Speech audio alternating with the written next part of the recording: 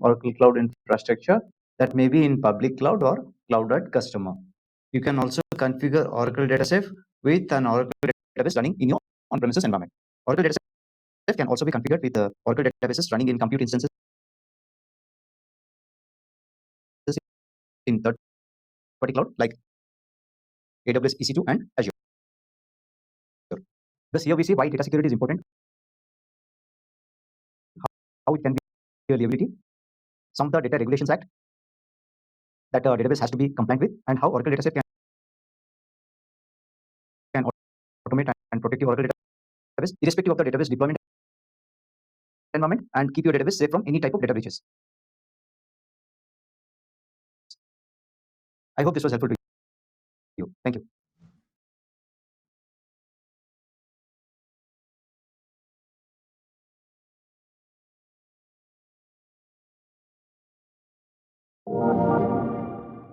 Hello everyone. In this lesson, let's take a look into the core component of Oracle DataSafe, which is the Security Center. Oracle DataSafe is a fully integrated cloud service in Oracle Cloud Infrastructure that provides a unified control center to secure your Oracle databases irrespective of their deployment environment, which may be on Oracle Cloud Infrastructure or on third-party cloud computes or even in your on-premises data center. Oracle DataSafe unifies all the critical database security tasks into a single pane of glass by providing a simple, easy-to-use security control center. It aims to provide some of the key functionalities which we are going to discuss in this lesson. It can assess the security risks that your database configuration poses currently. Second is user assessment. It can identify all the users that can add potential risk to your database. Third is the data discovery. It can identify all the sensitive data present in your database. Fourth is the data masking feature. It can automate masking of sensitive data to prevent misuse of your sensitive data. Fifth one is activity auditing. This enables continuous monitoring and auditing of the activities within your database that can trigger a database risk. And finally, the alerts feature. It can track and send notification on occurrence of any of the suspicious events within your database. All such assessment and findings across your entire fleet of databases are consolidated and presented in a nice intuitive dashboard that enables you to navigate and drill down to understand the associated risk against your database. Security assessment. This is the starting point where you first discover the risk associated with your database, wherein you proactively run an assessment on the databases to check how secure is your database is in its current state. It analyzes primarily the database configuration like non-existing or a weak password policy, no monitoring of the activities of the overprivileged users, the different database users and their entitlements like assignment of database administrator role or assignment of database privileges like select any table. It also assesses your database for current security status and all specific cases that can introduce significant risk for your database. Security assessment thus plays a vital role in doing an initial analysis of the database security posture and exposing those vulnerabilities that you are unaware of. It analyzes the database configurations and presents a comprehensive assessment report of the database security status in a graphical dashboard for the entire fleet of databases that are registered with Oracle DataSafe. Reports are automatically generated and you can designate one of them as the baseline that can be used to compare with subsequent reports that are generated to identify the security drifts. It shows counts across the different risk categories like database configuration, user accounts, privileges, and roles, encryption, which are identified according to the predefined security rules. It also levels the risk into different classes, that is a high risk, medium risk, low risk, advisory, etc. And these serve as guidelines for you to prioritize the risk mitigation. The drill down feature allows you to derive more details on the detected risk, associated target databases, brief explanation of the risk identified, and with reference to which data security regulation does the identified risk need to comply with, like STRIG or GDPR or CIS. For each identified risk, it also advises remediation on how to mitigate those risks. It makes it easier for you to identify security risks associated with your entire database fleet and enforce required security controls to protect your database from unprecedented attacks. Database users can introduce significant potential risk to your database. This feature allows you to assess all the users that can introduce risk for your databases that are registered with Oracle DataSafe. Which are the users that are granted higher privileges or roles in the databases like DBAs or data vault administrator role or audit administrator role? Which are the users that have access to sensitive data? Which are the domain user accounts and what privileges are they granted? Users who have not changed their database password for a while, that adds the risk of account being compromised by hackers using brute force attack. These different use cases can pose significant risk to your database and would require a lot of manual effort and knowledge to build a robust assessment program to evaluate this risk. This task is entirely automated and simplified with Oracle DataSafe user assessment feature. All these user level vulnerabilities can be identified by running user assessment on your entire fleet of databases that are registered with Oracle DataSafe. This feature is complementary to security assessment that reveals security loopholes created due to privileged database users that must be actioned to prevent severe risk to your data. It provides classification into user types like admin, privileged, schema, and the level of risk they introduce, that is either critical, high, medium, or low. Similar to security assessment, you can view this user risk status in Oracle DataSafe dashboard, which you can further drill down to find highly privileged users and understand the risk they can introduce into the database. Then apply the required security controls to ensure database users do not pose any threat to your database. It also generates assessment reports, one of which you can designate as baseline and compare with other generated reports to detect drifts in the user entitlement changes. You can also monitor and be notified as and when any entitlement changes made to the users within the database. Data discovery. Organization possesses large volumes of customer data and they have the legal and ethical obligation to protect those data from unauthorized access and use. These data are very sensitive in nature and identifying what are the different sensitive data present in the database and controlling access to those data creates a bigger challenge for organization. Oracle DataSafe data discovery feature automates the detection of the sensitive data by inspecting the data dictionary for identifying sensitive data column names and also checking into the actual data which is present in your database. Data discovery can also search for sensitive data using non-dictionary referential relationship, that is application level relationship. Data discovery stores the result of the discovery as a sensitive data model which consists of sensitive column names and their relationship. You can incrementally update or add remove columns in the SGM as and when the database changes are made. Sensitive data model, they serve as an input to the data masking feature which we are going to discuss next. Data discovery comes preloaded with 125 plus predefined sensitive data types that makes your search for sensitive data in your database much relevant and faster. These sensitive types are grouped by identification, biographic, IT, financial, healthcare, employment, and academics. You can also define your own sensitive data types that may not be present in the predefined sensitive types, and then you can use both the predefined types or the custom find sensitive types while searching for sensitive columns. It can perform a case-insensitive pattern search when searching for sensitive columns that may be in a mixed case name. You can opt to collect a sample of data to validate the discovered columns to qualify the data as sensitive. Data discovery provides a graphical report showing the percentage of distribution of sensitive data across the different sensitive types, the target database, the number of sensitive tables, and the sensitive column values. Data masking. Any application development would require a copy of the real production data to simulate production environment while developing and testing the new code changes. The development cycle would require involvement of multiple teams, they may be internal or outsourced organization, who require access to the data. And providing access to a copy of the production data will introduce severe risk of data theft because you are exposing the real sensitive data to the wider audience. Hence, the app solution is to replace the actual sensitive data with fictitious data so that development can be done on the data that is just equivalent or representative of the production data.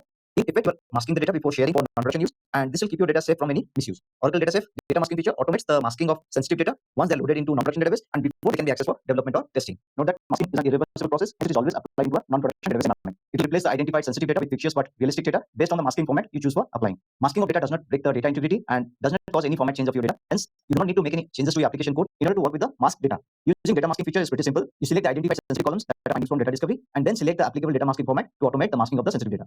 Data masking in Oracle Dataset provides more than 60 different predefined masking formats that you can choose from to apply on your sensitive data. Data masking in Oracle Dataset also maximizes your business value by keeping your production data safe from any proliferation and misuse. It also enables you to develop application changes on a lookalike of your production data to evaluate application functionality as if in a real production environment. Data masking also enables you to be in compliant with the various data protection regulations like GDPR, HIPAA, etc. In the image, you can also see all the personally identifiable columns like birth details, national identification numbers, etc. are listed in the first column, and in the second column, you can search and apply the relevant predefined masking formats available with data masking feature. Activity auditing.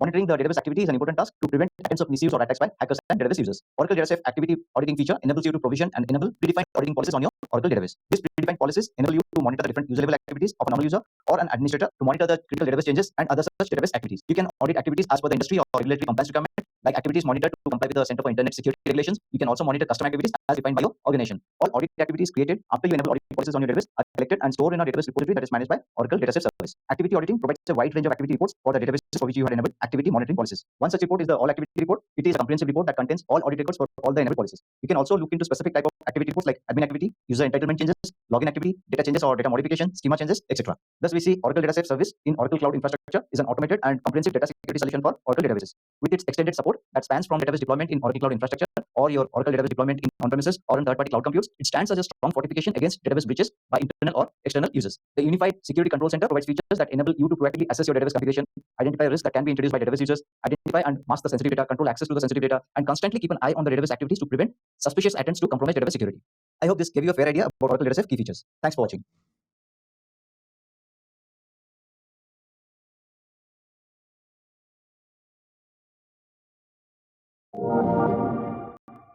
Hello everyone.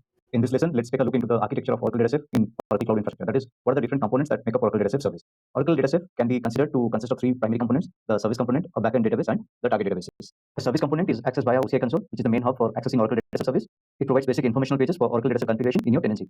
The overview page provides information about new capabilities added to Data Safe, links to initiate registration of target databases with Oracle Data Safe, and to directly navigate to Oracle Data Safe dashboard in your configuration. Then we have the target database page that simplifies registration of target databases with Oracle Data Safe via widget or manually. It also includes the Oracle Data Safe dashboard, which provides a graphical view of the security posture of the registered databases, like the detected risk, counts, criticality, for you to review and apply appropriate recommendations. And then you can also change settings for Oracle Data Safe configuration in your tenancy region by getting into the settings page. For example, you can change the audit records retention policy. The key capabilities of Oracle Data Safe lies with the Security Center, which provides a unified control center to automate and manage critical database security tasks for the entire fleet of Oracle databases that you register with Oracle Data Safe. Security Center primarily consists of 6 different features, which include security assessment, activity auditing, data discovery, data masking, alerts, that truly are essential components of Oracle Data Safe that can keep your Oracle database safe, secure, and in compliant with the various data security standards. The service component also includes private endpoint, where you can create private endpoints for your Oracle database configuration in order to connect to OCI databases that have a private endpoint, or to connect to Oracle databases in cloud at customer or on-premises that have a fast connect or site-to-site VPN setup with OCI Data Center.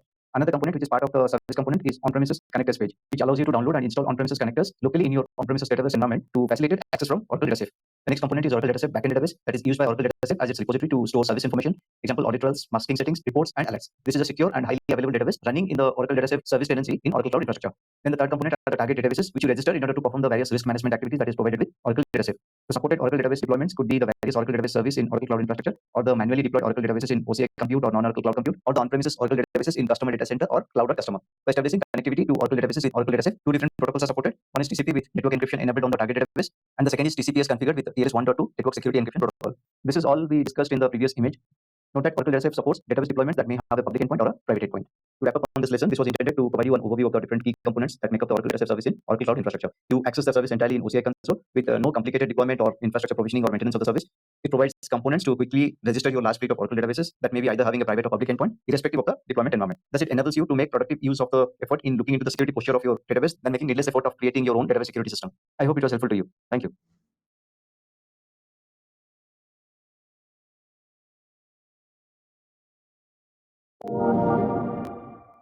Hello everyone. Let's learn about some of the essentials with respect to target database connectivity with Oracle DataSafe service. We'll understand some of the details with respect to private and public endpoint and also see some of the reference architecture when configuring databases with Oracle DataSafe.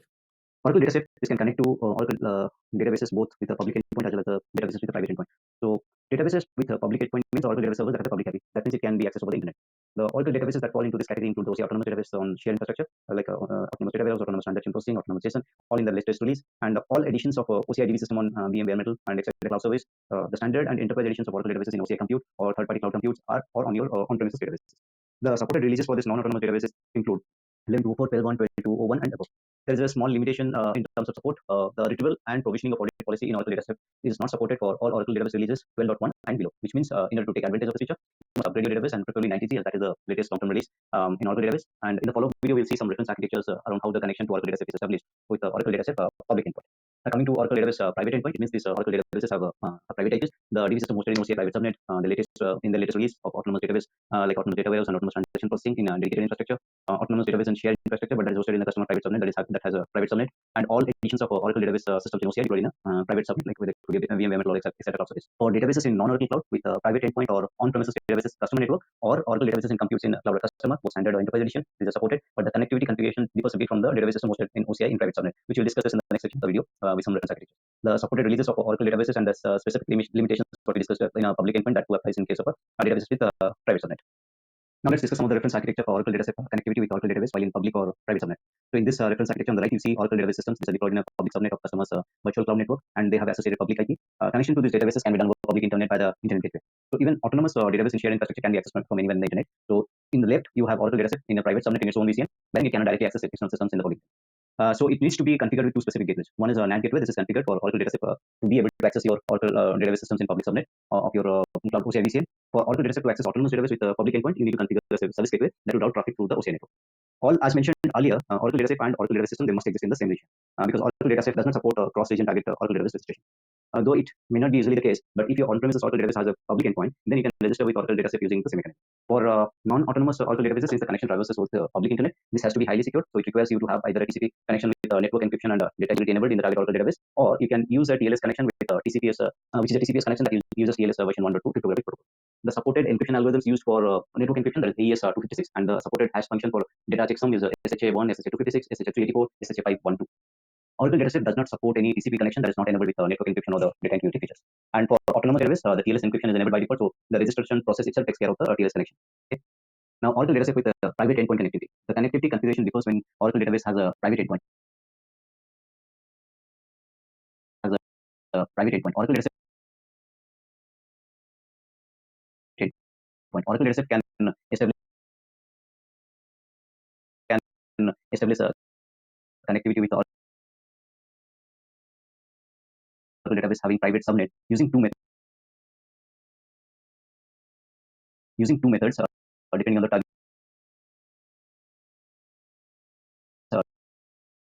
target. Database requirement.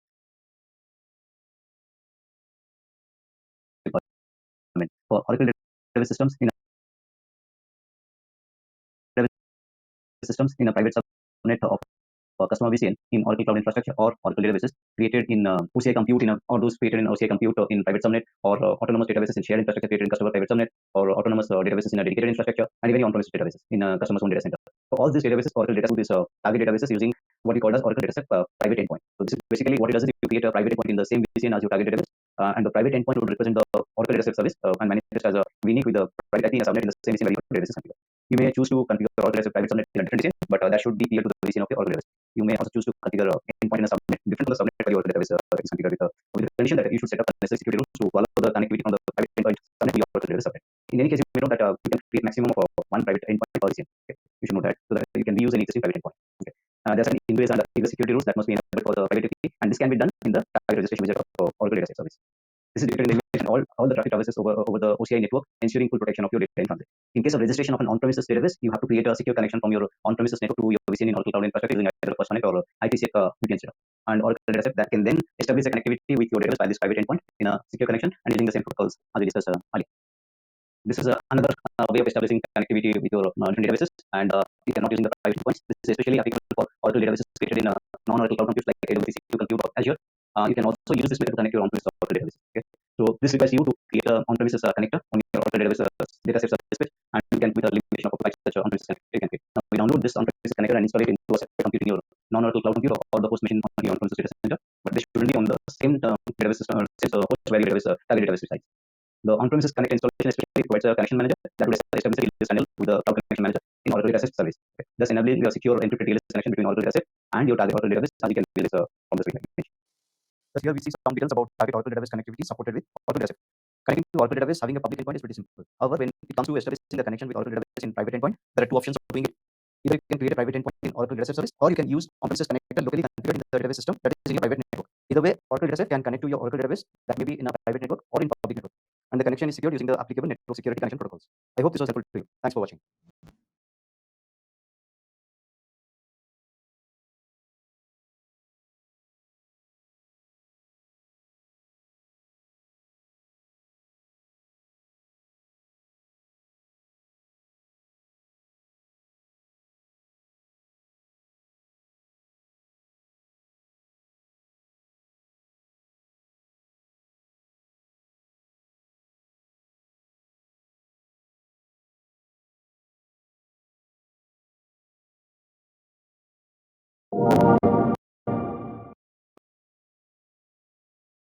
This lesson and introduction to Oracle Cloud VMS solution.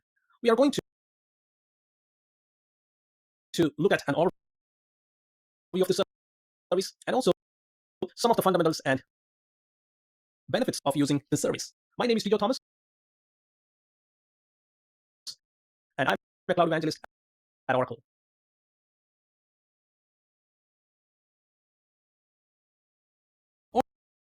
Oracle Cloud VMS solution, or OCVS, is an integrated service developed from a partnership between Oracle and VMware. The solution enables you to run VMware's software-defined data center that is natively hosted under Oracle Cloud Infrastructure. Oracle and VMware have partnered not just in developing the solution, but also in providing technical support at different tier levels. Now, before I get into the product specifics, let's look into what is a software-defined data center, or we call it as SDDCs, and why do you need an SDDC to run your applications? Primarily, there are three building blocks that forms a physical data center: the compute, which means the servers; the storage for storing your data; and the networks, your switching, routing, security, and so on. And in most cases, the compute servers will be running a hypervisor or a virtualization platform, which means you can run several virtual machines, overriding the limitations of a physical server. SDDC is a concept that extends this virtualization to all other resources in a data center, whether it be your storage array or networks. Everything is fully software-defined and together forming multiple virtual data centers that are delivered as a service. Resources in SDDC are now shared between application workloads. That means there is no longer a one-to-one dependency to a physical resource. So this grouping together allows you to oversubscribe. That means you can maximize a resource by several times. SDDC capitalizes on agility, elasticity, and scalability. One of the top advantages of being software-defined is automation. For example, it could be automating the creation of a resource, or even with operational management, like automatically remediating a problem. SDDC provides a higher degree of flexibility because the workloads operate independently of the underlying physical infrastructure.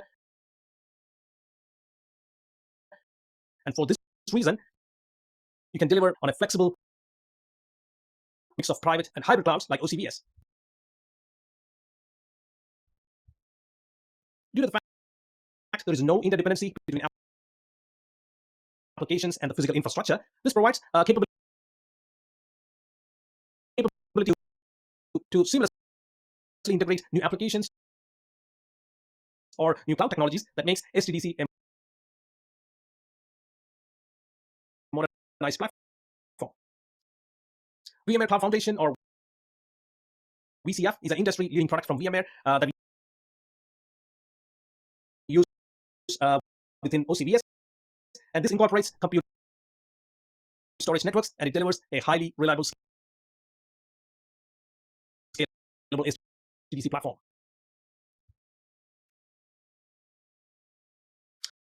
We saw that OCVS is a solution based on VMware Cloud Foundation, or VCF. VCF is an integrated software stack that contains multiple products like VMware vSphere, vSAN, NSX that are deployed on top of bare metal instances under Oracle Cloud Infrastructure. Let's look into the VMware software product that is used in the solution. And all these software products gives you a certified and verified architecture for SDDC deployment. So the product stack includes vSphere Enterprise Plus. vSphere is a combination of the hypervisor and a management software called the vCenter. NSXT Enterprise Plus is a software-defined network product from VMware. vSAN is the hyperconverged storage which can be configured as part of the deployment process. HCX, or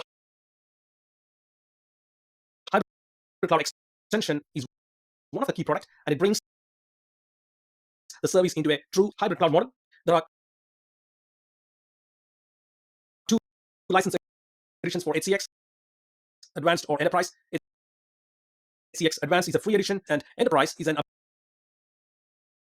upgrade that has an additional cost associated with it.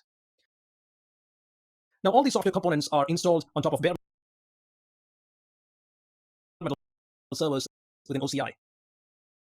The bare metal compute configuration holds the capacity for deploying these management appliances along with the workloads. There are several compute shapes that are available in both Intel and AMD processors. We'll be seeing those compute shapes later in a lesson. For production purposes, there's a minimum need of 3-node cluster, and that means you need to have 3 physical bare metal servers to be chosen as the vSphere cluster. And for non-production purposes, there is a single host provisioning available, and usually it is used. It could be used for testing or evaluation purposes. While VMware vSAN is a storage option in OCVS, there are also storage options provided through OCI. The entire VMware stack and workloads can be deployed over ISC-based block storage. There is also NFS-based storage supported, and for example, you could use the Oracle Linux storage appliance as a file storage. So to wrap up, we looked into the partnership between Oracle and VMware that enables you to run an SDDC software-defined data center through Oracle Cloud VMware solution. We also looked into the definitions of SDDC, some of the products part of the solution. So that's a quick introduction about OCVS. Let's now move on to the next lecture.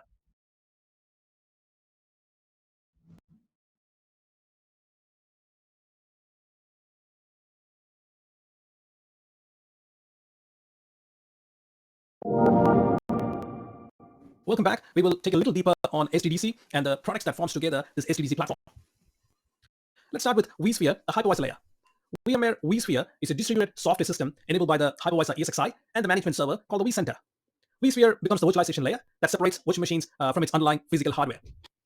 A vSphere cluster is a group of ESXi nodes. ESXi is the hypervisor software that is installed on the physical bare metal instance. The vSphere cluster with multiple ESXi nodes would partition and aggregate computing resources in a distributed manner. For example, the distributed virtual switch is a logical switch created using all the network adapters and uplinks from the ESXi host, and it maintains a consistent network configuration across all the hosts. Another example is the data store. It is the virtual storage where VMs are deployed, and that is accessible to every host residing within the vSphere cluster. The VMs deployed in a cluster share resources like the CPU, memory, data store, and network. These resources can also be reserved for VMs, meaning you can dedicate a portion of physical resources to VMs. But at the same time, vSphere has got some intelligent resource management techniques to reclaim resources and provide it to those VMs that are on demand. There are two primary features in a vSphere cluster: high availability or HA and distributed resource scheduler or DRS. vSphere HA provides high availability for virtual machines within the cluster. If a host fails within the cluster, the VMs residing in that host will be restarted on another host in the same cluster. With vSphere DRS, it is a distributed resource scheduling mechanism, and it spreads virtual machines across vSphere hosts based on the utilization of each host.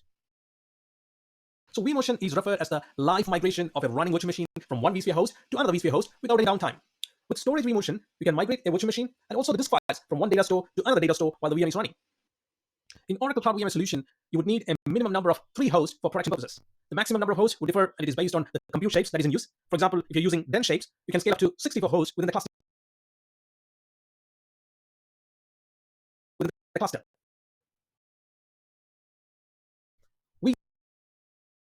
vSAN is the hyperconverged storage part of the solution. The term hyperconverged means having a high performance NVMe all flash-based drives that are attached directly to the bare metal compute, and it becomes one of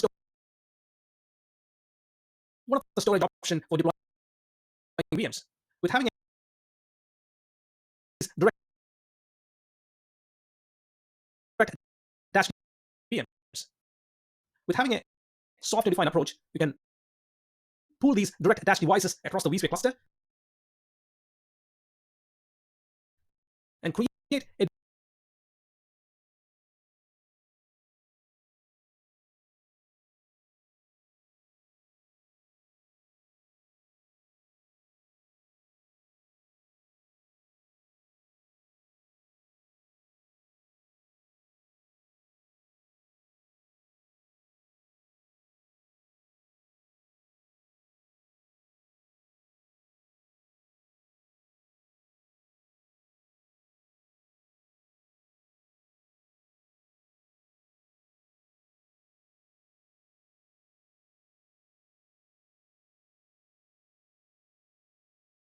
a distributed data store for the VMs.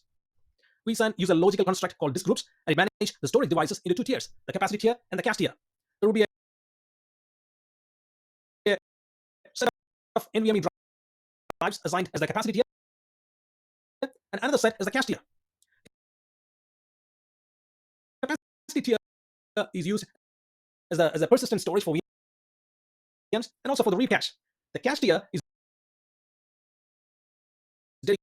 dedicated to write buffering and could be having all flash drives in this architecture.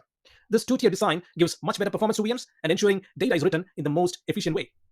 vSAN implements a concept of fault domains, and this is different from the OCI fault domain. vSAN fault domains is about grouping multiple hosts into a logical boundary domain. The fault domains make sure there are at least 2 replica copies of storage objects that are distributed across the domains. So if an entire domain fails, only 1 replica would be affected. vSAN storage policies are used to determine the high availability of individual VMs. You can configure different policies to determine the number of hosts and device failures that a VM can tolerate. FTT stands for the total failures to tolerate, and FTT is equal to 1. This means you can accommodate 1 node failure within the cluster, and the VMs can still be functional. FTM stands for failure tolerance method, and with using FTM as RAID 1, this means a replication of a data object is always maintained. Witness node is a dedicated host used to monitor the availability of a data object. Now, when we have 2 replicas of an object as a RAID 1 fault tolerance method, and during a real failure, it can cause the data object to be active on both vSAN fault domains. This can be disastrous to any applications, so to avoid such split brain condition, a vSAN witness node is configured. NSXT is similar to OCI's virtual cloud network, and it is the software-defined networking and security product from VMware that resides on top of a virtual cloud network. So NSXT is often referred as the overlay network in OCVS. It is heterogeneous. That means NSXT can be deployed not just for your vSphere, but also within a multi-cloud environment. It can extend features to multiple hypervisors and VMs, bare metal servers, containers, and cloud-native application frameworks. There are networking and security services that you can create with NSXT. For example, you can create firewalls with NSX Edge virtual appliances, load balancing for your workload VMs, creating VPN tunnels, and so on. One of the top use cases of being software-defined is automation. There are different REST APIs available for scripting operational tasks. It is also compatible with Terraform and OpenStack orchestrations for any network-related provisioning. And with all these capabilities, NSXT becomes very similar to OCI's virtual cloud network. Let's look into the components of NSXT and some of its logical components. NSXT works by implementing three integrated planes: the management plane, control plane, and the data plane. These are implemented as a set of processors, modules, and agents that resides on three types of nodes: the manager, controller, and transport nodes. NSX Manager hosts the API services. It also provides a graphical user interface and REST APIs for creating and configuring components like the logical switches, logical routers, and firewalls. NSX Controller nodes host the central control plane services and the configuration. Transport nodes are responsible for performing stateless forwarding of packets based on tables populated by the control plane. A transport zone is a container that defines the potential reach of transport nodes. Transport nodes could be the ESXi physical host that participate within the zone, or it could be an edge transport node with forwarding engines that implements together the NSXT data plane. There are two types of gateways that you can configure with for your virtual machine communication. The Tier 0 gateway processes the traffic between the logical and the physical network, or we call it as the north-south traffic. The Tier 1 gateway is used for the east-west traffic, the traffic between VM to VM within the same infrastructure.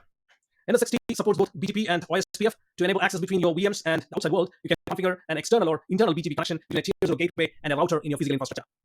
Segments are simply the networks where you configure or where you connect your virtual machines. There are two types of segments that you can configure with NSXT Data Center: a VLAN back segment or an overlay back segment. A VLAN back segment is a layer 2 broadcast domain that is implemented as a traditional VLAN in the physical infrastructure. This means the traffic between two VMs on two different hosts will be carried over the VLAN configured between those two hosts. In an overlay back segment, the traffic between two VMs on two different hosts will be carried over a virtual tunnel that is created between those two hosts. And this is what we call the network encapsulation with NSXT. NSXT uses the Geneve protocol for network encapsulation.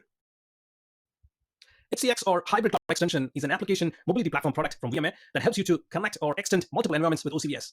HCX Advanced Edition is part of OCVS deployment with no additional cost. It's got a wide range of features. Network extension with hybrid interconnect allows the layer 2 networks like VLANs in your on-premises data center to be extended into the OCVS environment. Cross-cloud connectivity is another feature. You could do a site pairing and create a secure tunnel between the environments. WAN optimization is a feature for optimizing network traffic with methods of deduplication, compression, and line conditioning. If you run a legacy vSphere version on your on-premises, HCX can be used to migrate your workloads to a newer vSphere version. One of the key features of HCX is the cloud-to-cloud migration. There are different migration types. It could be an online live migration, or it could be an offline migration. HCX also supports disaster recovery features through the process of network file copy and host-based replication protocols. HCX Enterprise is an upgrade with additional features. Some of the features are it can support migration from a non-vSphere based environment into vSphere. Large-scale bulk migration is supported through this edition. You can extend disaster recovery features with VMware Site Recovery Manager, and that will help you to orchestrate the DR workflows. Traffic engineering allows you to optimize the resiliency of your network paths and use them more efficiently. Mobility groups are about structuring your migration waves based on functionalities of applications and without any service disruptions. Mobility optimized networking is a core feature, and it ensures the traffic between environments to use an optimal path for a better performance. So to wrap up, we looked into the core VMware products like VMware vSphere, vSAN, NSXT, and HCX that are part of the OCVS SDDC. So that's all in this lecture. Thank you for watching.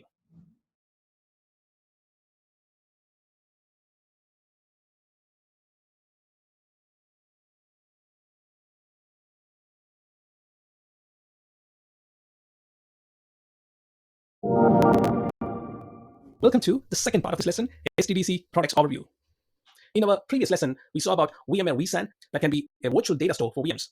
vSAN uses the local attached storage devices from each bare metal instances, so this brings a challenge in terms of scaling the storage capacity. If you need additional storage capacity, you would need to provision an additional physical bare metal instance. Oracle Cloud VMware solution provides you further storage options, and iSCSI-based block storage is one of them. Block storage can be configured as part of provisioning the SDDC through the Oracle Cloud UI. The iSCSI-based block storage uses remote NVMe drives, and it gives you a persistent, durable storage. There are 3 data copies maintained in each availability domains, and encryption is enabled by default. You are provided with 1 petabyte volumes per vSphere cluster, and you can also dynamically adjust IOPS for those volumes. The next storage option is an NFS-based file storage. File storage can be configured up to 8 exabytes. There are multiple marketplace options, and for example, the ZFS appliance could be used, or you can use the Oracle Linux storage appliance, and that can be mounted as a data store in the vSphere cluster. We have been talking about bare metal instances, but what are the different shapes that are supported in OCVS? OCVS supports Intel Xeon-based dense I/O shapes. Here is an example of the configuration used by the shape. We are not going to dive into the specifics and configuration numbers. AMD processors are also supported, and here's another configuration that is supported by the AMD-based Densio E4 shape. There are also standard compute shapes supported in OCVS. The standard shapes gives you more flexibility in terms of provisioning smaller configurations. It also helps you to scale vertically and horizontally. Intel Xeon-based standard 2 is supported. The standard 3 version of Intel Xeon is also supported. And then the AMD-based E4 standard is also a supported configuration. Let's look into some of the factors that you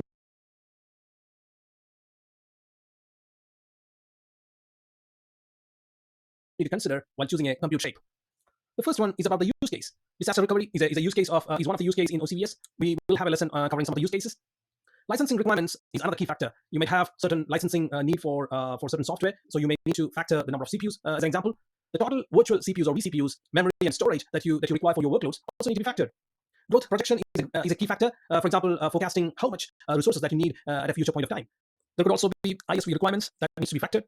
And then migration methods, which means there could be some resource requirements to be factored for small and large-scale migrations.